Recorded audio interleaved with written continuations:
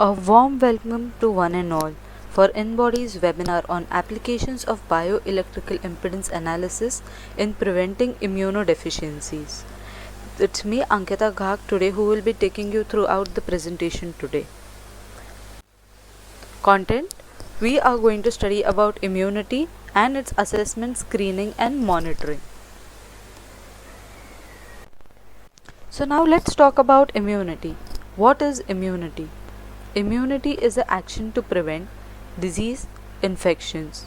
There are two types of immunities. One is innate immunity and other one is acquired or adaptive immunity.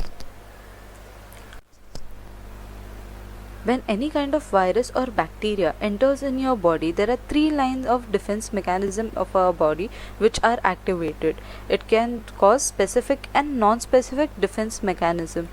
That is the main reason why we have been given a window period of 2 to 14 days wherein those infections show their results. Mostly in this 14 days our immunity system try to kill those infections.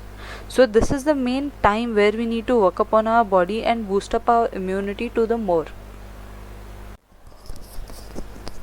Assessment is done using the nutritional assessment technique, which is ABCD. A stands for anthropometric measurements, wherein BMI, that is body mass index, mid upper arm circumference, body composition analysis are covered. Biochemical parameters are being checked, that means blood profiles are checked. Clinically, the person's sign and symptoms are assessed. Dietary recall has been taken. It can be 24-hour dietary recall, 3-day dietary recall or food frequency questionnaire. This is how we assess the patient in day-to-day life. Today we will be talking more about anthropometric measurements using body composition analysis. This body composition analysis which we are going to talk today about is based on BIA technique, that is bioelectrical impedance analysis technique. So let's have a look how BIA works and what is the technology which is used behind it.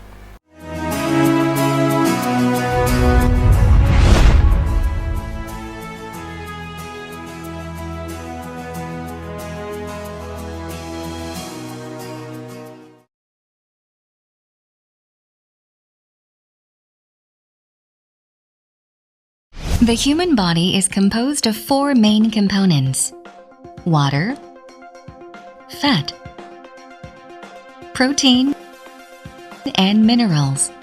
Having a moderate amount of each component is important for a healthy life, and the BIA is considered as one of the most practical methods to know. BIA, bioelectrical impedance analysis. This method applies small currents throughout the body and measures the voltage to get a value called resistance, also known as impedance. The principle behind BIA is to flow electrical currents throughout the water in the body and to measure the amount of resistance the current encounters as it travels. Simply, more water will lead to lower impedance. For example, although the two men weigh the same, A has a higher amount of muscle mass than B. Since muscle cells hold more water than fat cells, electrical currents can more easily flow through A and will show a relatively smaller impedance value than B. And with this impedance data, the volume of a person's total body water is determined. So then, how did this technology come about?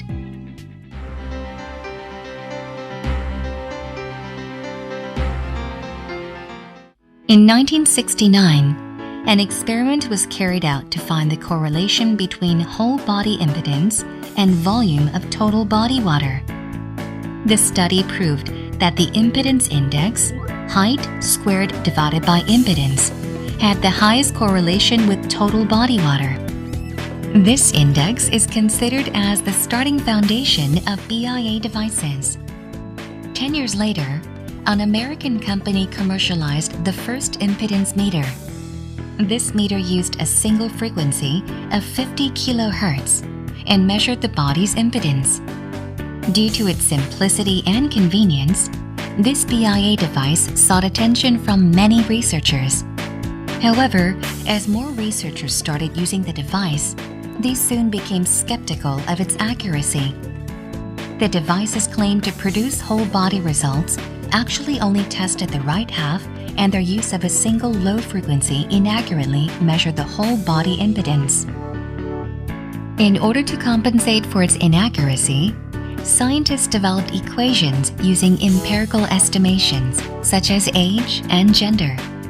However, the equations were only specific to their test groups, and with so many additional factors to account for, no equations were applicable to all. After years of developing additional equations and incorporating empirical estimations, scholars concluded that technological improvements, rather than equations and estimations, were required to overcome its inaccuracy. BIA required technology that can provide segmental impedance and body water compartment measurements using a multi-frequency method.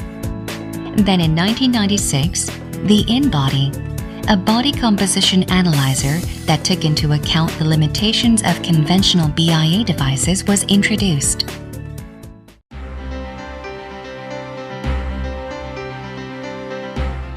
This technology included segmental measurement, use of multi-frequency analysis, and an 8-point electrode system. With these advancements and without the use of empirical estimations, the InBody achieved 98% correlation with DEXA and an impressive reproducibility of 99%.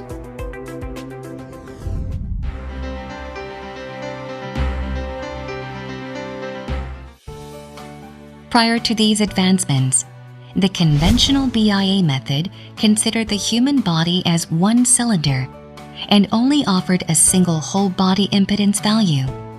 However, since impedance is derived from factors such as length and area, different sizes would yield drastically different impedance values.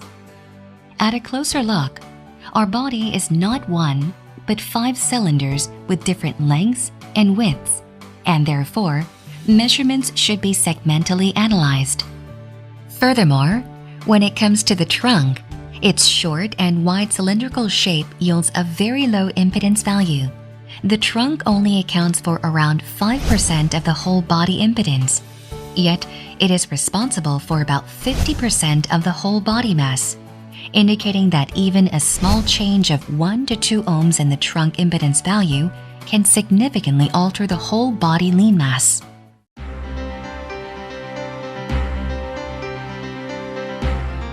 Whenever it comes to the use of multi-frequency, low frequencies tend to flow outside the cell membrane, while higher frequencies flow through both inside and outside.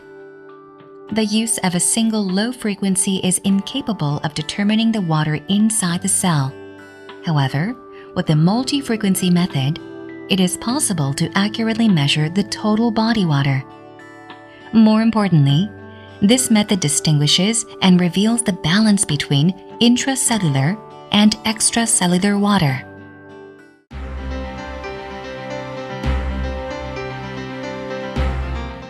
After incorporating segmental measurement and multi-frequencies, an 8-point tactile electrode system was also adapted to enhance and maintain the reproducibility of the results. More specifically, the use of separate thumb electrodes consistently fixed the starting position regardless of the way the electrodes were held.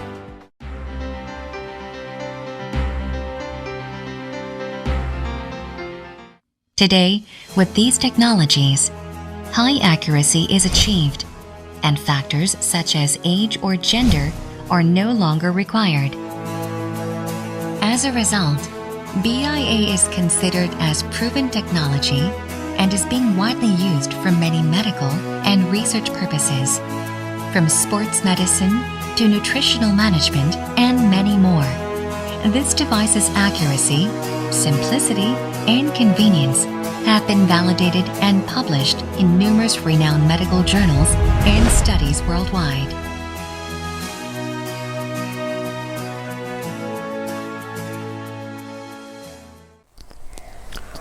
As we spoke, we will be talking more about anthropometric measurements using BIA technique for body composition analysis. So as patient comes to us, we do the assessment of the patient using ABCD, wherein we actually achieve like what is to be given to the patient, what are the lacunae in his diet. So accordingly we titrate the diet and we calculate the required calories, required protein, micronutrients, and then we give the prescribed diet. After a while we call the patient for follow-up. In this follow-up we usually take a recall, but if we do the entire ABCD again, we come to know where exactly patient is lacking or where exactly we require to change. That's where muscle fat analysis plays a major role to monitor the patient's muscle, to monitor patient's percent body fat and the water levels. So accordingly the diet can be tighter, and once we decide to tighter it, we act accordingly and repeat the entire process till the patient is satisfied. This enables us to understand whether the patient will be compliant towards your treatment or to your diet schedule. What parameters will you be considering when you are assessing the patient looking at the body composition analysis? First, muscle fat analysis. Second, segmental lean analysis. Third, segmental extracellular water ratio. Fourth, phase angle. Fifth, skeletal muscle index. Sixth, visceral fat area. Seventh, body composition history. These are the essential parameters which one need to look for while assessing someone with body composition analysis. Muscle fat analysis and skeletal muscle index. The main objective to assess these two parameters is to assess sarcopenia, strength and frailty. The current research states that sarcopenia can be identified and diagnosed within 3 steps. First, hand grip strength. Second, the gait analysis. Third, the skeletal muscle index, wherein we come to know the muscle mass of an individual. Thing was done in European population, wherein they analyzed the patient for their muscle strength, but if it was less, then they referred the patient for muscle quality or muscle quantity, which was done using DEXA scans, BIA, CT scans and MRI. They found the sarcopenia in 4 steps, wherein there was a questionnaire which was filled. There was clinical suspicious, that means they used clinical signs and symptoms. Muscle strength was assessed, muscle mass was assessed using skeletal muscle index, and muscle physical performance was done for the same population. Moving ahead, muscle fat analysis and skeletal muscle index are the major markers to assess sarcopenia in the patients. As we all know, sarcopenia has been identified as a disease by WHO, and now everything goes hand in hand, which can be seen on the screen. If the person is malnourished, malnourishment can lead to sarcopenia. Otherwise, if person is sarcopenic, it can lead for malnourishment. Same way, everything out here is interrelated. When we talk about the morbidities also, if the person is obese, the person tend to be sarcopenic because there is lack of nutrient intake which is required for the body. So sarcopenia and most of the disorders go hand in hand. It's usually seen in at-risk population or individuals suffering from chronic disorders such as renal disorder, metabolic syndrome and more. A small study was done on sarcopenia and malnourishment, which showed that sarcopenic patients died more frequently than others in period of 3 months. It indicates that person who is having sarcopenia don't even respond properly even if we give them good amount of medicines. So isn't it a sign for us to improve the immunity of the person, wherein they start gaining more amount of muscle mass and they don't develop the condition called sarcopenia. Comorbidities and COVID-19, they play a major role in person's prognosis and their deterioration level. There were recent studies which states that people who are having COVID-19 were mostly having underlying disorders such as hypertension, respiratory disorders, cardiovascular disorders, diabetes. That's a major sign that people who are having comorbidities are already immune suppressed. So that's a sign we need to work on their immunity status, thereby improving their entire composition. Also, it was said that the person who are having this comorbidities responded poorly for the clinical outcomes rather than the people who never had any comorbidities. So what we need to care for is the healthy living, a disease-free lifestyle to boost up our immunity. Now, once we are talking about the common comorbidities which we occur in day-to-day practice is obesity, diabetes, hypertension, cardiovascular disorders, PCOD or PCOS, fatty liver, etc. All these disorders are interrelated, one leading to another one.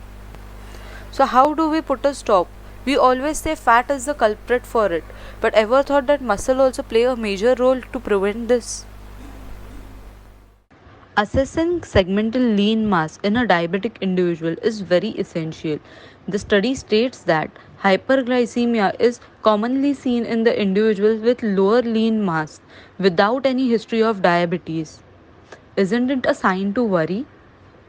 Studies also state that by increasing 10% of muscle mass will increase the insulin sensitivity by 11% in diabetic and 12% in pre-diabetic. Isn't it an essential thing? It will also enhance the immunity if these comorbidities are going at bay. Now, why do they require more amount of thigh muscles? Because they are the two-thirds of total skeletal muscles. Muscles, if they decrease over the period of time, the insulin resistance increase. It's like a cascade. If they have got low leg muscles, there is a muscle weakness. Because of muscle weakness, physical activity reduces. Because of physical activity is reducing, the muscle mass is decreasing. Once there is a muscle decrease in muscle mass, there is insulin resistance, and so on it carries forward. So we need to break this cycle somewhere for our betterment, for better outcome. Coming down to a visceral fat. As per recent studies, visceral fat is a sole marker for indicating atherosclerosis, which is very closely related to cardiovascular diseases. There is also a new term which is coined, which is known as lipotoxicity. Unlike subcute fat, which is deposited right beneath our skin, visceral fat cells release a metabolic product which directly gets circulated in our body, which carries blood straight to the liver. As a result, visceral fat cells are enlarged and stuffed into places where it shouldn't be. For example, if we see a lean cut of a meat, it is purely lean with minimal depositions of fat. Now imagine there is huge amount of fat deposition in that lean cuts. The same thing is happening inside our body, which is the main reason why people look normal but they are obese when it comes to visceral fat obesity or subcute fat obesity, resulting in what? Organ dysfunctioning, impaired regulation of insulin, hyperglycemia, fired lipid profile, as well as abnormal heart functions. We need to improve it some or the other way. How are we going to improve it? And all this is impacting it on our immunity. A patient walk to us, we need to take care of it, that we need to classify the patient according to his body type and accordingly prescribe the diet. For example, if person's BMI is normal but person body fat is on a higher side, what does that indicate? The person is skinny fat. But what if the visceral fat is also on a higher side in that person? Person is visceral fat obese. We can actually categorize the person here. The other category which we generally see is people with higher BMI and higher body fat, but their visceral fat is less. That means they are subcute obese. This kind of obesity is usually seen in males. Then there comes a second population where we see person body fat is high, visceral fat is also very high. That means this is the at-risk population which we need to handle them. This and all these three categories are at risk population where we need to handle them, improve their muscle quality, reduce their body fat and visceral fat area.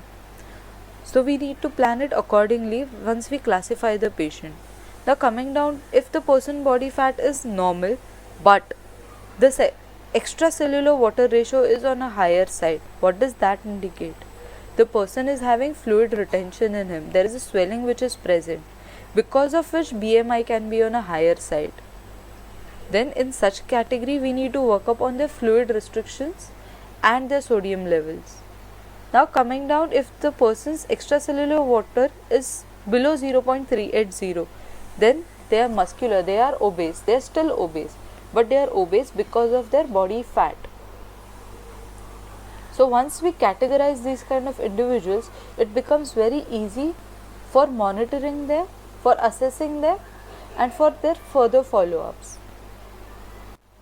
Now talking about segmental extracellular water ratio. The ratio between intracellular water and extracellular water should be 3:2. But due to aging process or chronic disorders, this ratio is usually changed. What does it lead to? Fluid retention, edema in specific limb, or else anasarca. For example, if we take a case, this is a normal cell which we can see here. The extracellular water ratio normally is 0.360 to 0.390, but for this case, these two cells are having extracellular water ratio as 0.400, which is on a higher side. If we see this person, the intracellular water is same, but extracellular water has been expanded. That means there is more fluid which is retained in interstitium. It can be due to a chronic disorder or post-surgical. Now coming down to case 2, here the cell size is same, but intracellular water is decreased. What does that indicate? That indicates malnourishment, aging and cachexia. This means the body cell mass, which comprises of your protein and your intracellular water, is decreasing, because of which the person is having edema. Is this good? No. Edema index is one of the parameter to predict the fluid overload. So once we come to know the patient is into fluid overload, what can we do? We work on their fluid restrictions, we work on their sodium restriction, and if in case the potassium is fired or not. So that's how we plan our regime. But to plan that regime, depending upon the blood report, we can, and waiting for it, we can actually do it if we see such kind of results. Phase angle. Phase angle depends upon the cell membrane integrity and on body cell mass. In previous slide, we spoke about body cell mass, which comprises of intracellular water and proteins, which is your crude muscles inside your body.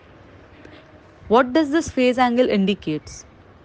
It indicates cellular health and integrity. It is considered as a prognostic tool in medical disorders. Researchers state that the phase angle is considered as global marker for health, and more interventional studies are promoted with the help of phase angle. It's not only used in adult population but also in pediatric population, wherein it becomes a useful parameter for assessing children's nutritional status. Phase angle. Higher the phase angle, good the quality of cell membrane. Lower the phase angle, cell seems to be damaged. The normal ranges for phase angle is 4 degree and above is considered to be normal. 2 degree to 4 degree is depending upon the age. If it is less than 2 degree, it's really critical. The prognosis is really poor in such kind of individuals. How do we correlate BIA with the diet we prescribe? Because most of the time we give them a superfood, we give them antioxidants, we give them curcumin, we give them tulsi, we give them ginger, we give them many anti-inflammatory, we give them N3, N6. But how are we supposed to know whether it is working on their lipid profile or no, whether it is helping them or no? So it's very easy to assess certain parameters to get a gauge about it. There are certain medications which will show the impact on the result sheet. One, if you give them vitamins and calcium, vitamin D and calcium, it will impact upon their minerals. If you give them something called for fat burning and fat loss, you need to see for the fat level, that is person body fat. It can be your low fiber diet, low carbohydrate diet, soy or green tea extract. If you are giving any anti-inflammatory or antioxidants, you can see the impact on lean muscles, because we all know lean muscles and extracellular water play role hand in hand. If you want to improve the compliance, you need to check for their body composition history and give them the targets accordingly. When we include omega-3, omega-6 fatty acids, antioxidants in the diet, we look forward for reducing the visceral fat. When we add anti-inflammatory agents in a diet, we look forward that edema should be reducing. There should be less amount of water retention. It works as an anti-inflammatory agent, which can be assessed using BCA. Now, when we see most of the renal patients or any patients who are having chronic disorders, they are more prone for having less amount of bone mineral content, leading to osteopenia, osteoporosis, or osteomalacia. They can be assessed using bone mineral content. Skeletal muscle index, as we were talking about sarcopenia, plays an important role when we are prescribing a diet. If their muscle mass is reducing along with the diet, the skeletal muscle mass is deteriorating, then that's a call for changing the diet or prescribing them a proper exercise regime. Phase angle. It's very essential to assess the nutritional status of an individual. Phase angle plays a vital role in it. When we prescribe any kind of superfood or any kind of nutritional supplement to the patient, we need to know how well it is affecting them. So, to understand what is the main parameter which we need to focus on when we prescribe such kind of drugs like omega 3, omega 6 fatty acid, glucosamine, collagen, spirulina, we need to understand how well it is working. So, this is the way you can analyze it.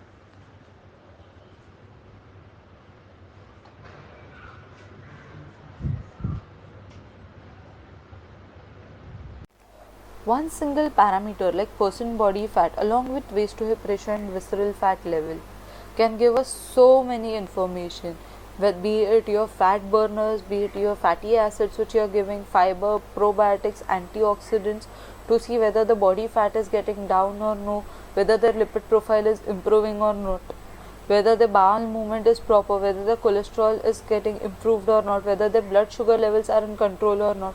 Just one single parameter and you get such a big history in front of you, and that too within just 60 seconds.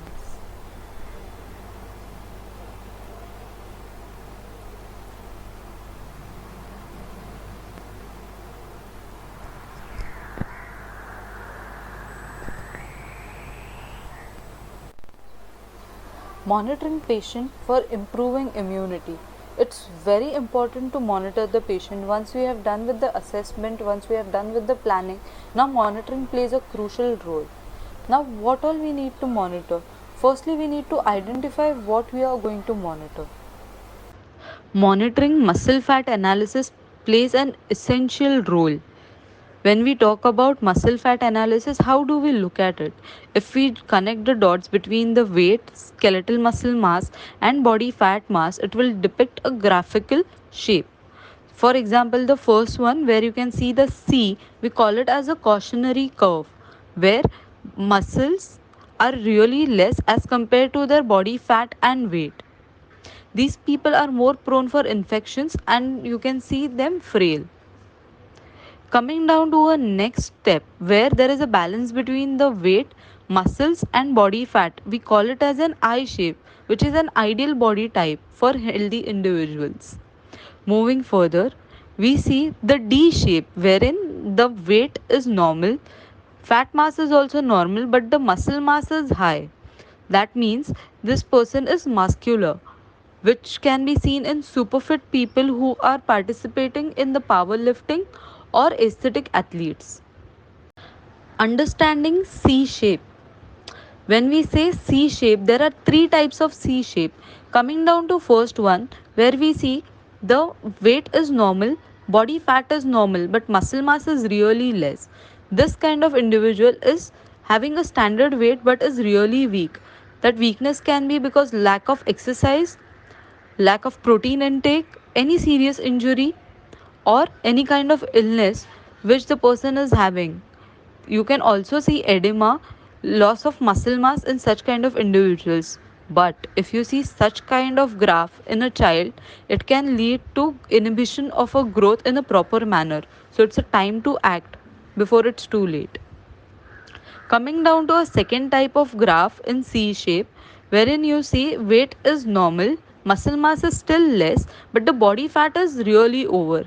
Such kind of people, it's a classic Indian woman, where the body fat mass is really high, but the muscle mass is really less. That means The person may appear sleek, but there is lots of fat deposition in the person, so it's a time to work upon. This kind of individual, it is risk of highly at the risk of metabolic disorder. Coming down to a third shape where the person is overweight and weak, wherein the weight is on a higher side, fat is also on a higher side, but muscle mass is also good, but it's on a lower side as compared to body fat. Decreasing body fat is a need of an hour before facing any kind of a health problem in such individuals. Understanding eye shape. Eye shape also has got three categories, wherein you can see eye in the underweight category, standard weight category, and overweight category. When we talk about the underweight, such kind of adults are at lower risk, but they are having serious issues such as edema and weight loss or hair loss. There is poor malnourishment, they are malnourished, the absorption capacity is also poor. When we see it into ideal shape, the standard and healthy body type, it is really good, but this individual still has a capacity to increase their body fat, so they need to be constantly monitored to maintain the ideal body type. Coming down to overweight and obese category, even though it is a eye shape, but anything in excess, anything in less, both are having its own sweet consequences. So therefore, to prevent such kind of individuals getting into obesity and obesity related complications, we need to motivate them for getting back and reducing their body fat mass. Understanding D shape. D shape are also again of three type. One, where there is a balance between weight and fat, but muscle mass is on a higher side. These type of people are usually underweight but strong. These are the children who are into athletics, but they do face problem when it comes to fat metabolism. So excessive less fat is again not recommended. Then there is a second category which is standard weight and strong type, where the weight is normal but muscle mass is on a higher side. So if they go into underweight category, that is something which they need to work on. Too much of body fat on the lower side is again not advisable. There is a third category which is overweight and strong type. This kind of category which is usually seen in aesthetic athletes, bodybuilders, and one who are like overweight, but they are overweight due to their muscle mass, not because of body fat mass. Now, why monitoring of skeletal muscle index is important? As we all seen that skeletal muscle mass plays a major role when it comes to sarcopenia. To identify sarcopenia, once the patient is on your diet and exercise regime, if the person is reducing their skeletal muscle index, again that's a big time warning that no, something should be done to improve his skeletal muscle index. What are the normal ranges for skeletal muscle? For male, it is 7 kg per meter square. For female, it is 5.7 kg per meter square. Skeletal muscle index can be obtained by dividing appendicular skeletal muscle mass by height in meter square. Now, how do we monitor the quality of muscles? It's very easy. We just need to monitor their muscle mass and extracellular water ratio. If their muscle mass is deteriorating and their extracellular water is increasing, that means the muscle quality is deteriorating. If the muscle mass is increasing but extracellular water is decreasing, that means there is increase in a muscle mass, which is a good sign. On constant monitoring, you also see there is muscle mass which is reducing, extracellular water is also reducing. It is indicating that there is reduction in extracellular fluid, which is again a good sign because person is coming out of fluid overload. Then suppose if muscle mass is going up and extracellular water is also going up, that means there is increase in extracellular water levels, means the person is going into fluid overload. That is a sign for caution. There should be something which can be done for these people to prevent them from further complications. How do we monitor it? People with various infective disease or viral diseases or chronic disease usually face a drastic changes in their weight. That can be because of water retention. Therefore, it's very important to keep a track of body composition when it comes for immunity building. Suppose these people are immunosuppressed. How do we increase their immunity? What if the person being on your diet is just losing their muscle mass and gaining the fat mass? Is it a good sign? No. So, monitoring it over the period of time, it's very essential. Body composition history, and follow-up goes hand in hand. It also becomes easy for us to set a target with patient, so it becomes very useful for patient to comply with the diet regime which we are planning for them. When we move ahead, we need to know the body composition cannot be done at any given time. There are certain precautionary steps which we need to follow. One, they need to keep their arms straight. As we all seen in the video, it works and it divides your body into 5 segments. That is your 2 upper limbs, right arm, right leg, left leg. So if you don't keep it in the straight posture, it will join, leading to inappropriate reading. The mass of that particular region will increase, so the area will increase, which is not proper. If you join your arms to your torso, again that is not a right posture, because arms will get and measured as a torso and your arm length will be distributed in the lower side. That means the results will be abrupt and it won't be that accurate. It should be done on a bare feet. As we all know, it works on BIA technology, that's bioelectrical impedance analysis technology, wherein a small electrical current passes through your body. So now how do we go ahead with it? If you are wearing something, some insulator, the current won't be able to pass through that efficiently, giving inappropriate result. That's why it's very essential to stand on bare feet. Prior to exercise, it is advised to do a BCA check, because once the exercise is done, there are various switches in the body. There is shift of the total body water leading to muscle gain. That means when you pump up the muscle, there is more amount of water content in the muscle that time. So what you will see is, you will see more muscle mass in that patient, in that person after doing the exercise. The test should be done at room temperature. Human body shows changes in the blood flow when the body temperature is being changed. When the person is exposed to cold climate or person is exposed to the hot climate. So that means there will be changes in their vasoconstriction and vasodilation. So it is more important to do the test at a normal room temperature. If the room temperature is high, that means there will be less body fat which will be shown. The body fat mass will be underestimated. To avoid such kind of hazards, the BIA test should be done in the room temperature. Test should be done prior taking to bath or shower. The only reason why is it will change the body temperature. It should be done after going to washroom or your bathroom, because if the test is done, the BIA won't differentiate between the fecal matter and the urine. It will consider it as the fat mass. Again, it will give a abrupt results. It should be done on the empty stomach, because when you eat any kind of food, it will get converted into bolus and it will travel down your GI tract, exposing it to various fluid secretions, leading to rise of fluid content in your body. So when you do the test after eating the food, you will see there will be muscle mass increase and reduction in percent body fat. So the results will again won't be appropriate. It shouldn't be done during menstruation.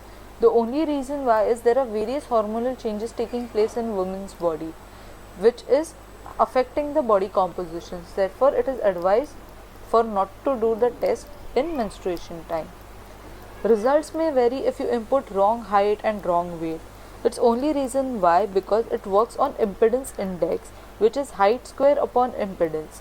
So if you don't create that kind of resistance and total body water volume, then the results will be abrupt. Therefore, inputting the proper height and weight is mandate for it. Why person body fat varies before and after sleep? The only reason is, once you sleep in one typical posture for prolonged period, there is a water balance which is distributed accordingly. Once the person stands, there is a certain switch in the entire body water levels, because of which it takes minimum 15 minutes to get it still. So that's the main reason why we suggest for the person to stand before taking the test. Minimum time period for doing the test should be 15 minutes after changing the posture.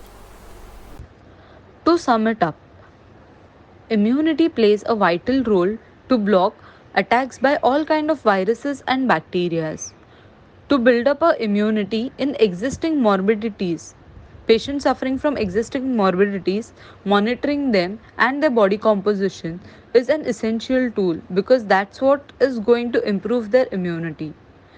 When you look for body composition analysis, it will help you to understand the following: understanding wasting and sarcopenia, the visceral fat levels, nutritional status, fluid overload, and will help you to keep a track of their progression or regression in a longer run. Thank you. If you have any doubts, any queries, please write it down on the drop box. We will be happy to answer you.